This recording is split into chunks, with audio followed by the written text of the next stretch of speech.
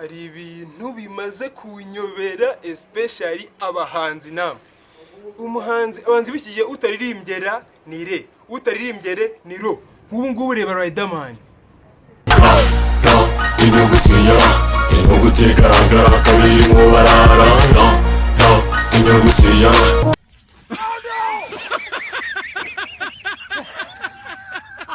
Noneho urebe na Bruce Melody.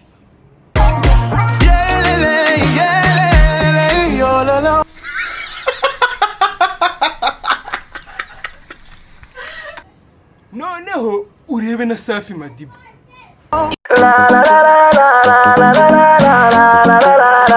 Maybe that's not where it goes.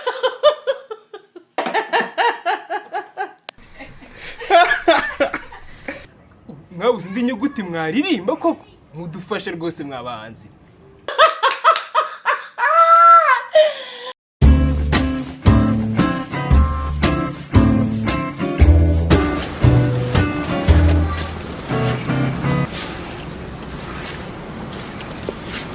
Mvazi, vaya hano nkubwire man.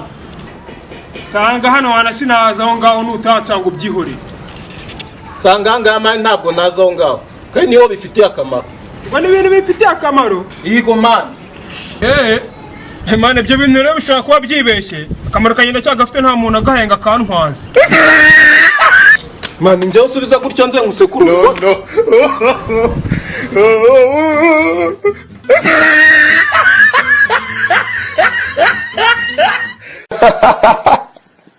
no ibintu by'ubuwe yakogiye birancanga pe.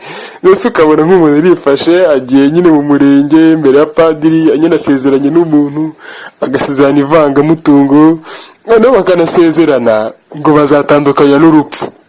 Noneho hashira icyumweru bagatandukana nta n'urarwara n'ibicurane. Ubwo kayo masezerano twavuga ko ari bwoko ki koko?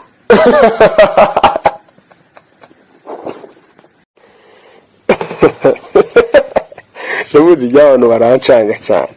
Kubona nk'umunzi irimbiye karirimbo none ugatumva abantu barasaza ngo he nguri ya muhanzi ngo yanditse indirimbo ngo zitarimo ubutumwa bagasara ubundi ubutumwa bwonyine bwuzuye muri Bibiliya bwarizwe n'umwa 12 n'abandi bantu benshi bwo mwarabusomye mbere yuko mukondana umuhanzi ngo yanditse indirimbo itarimo ubutumwa.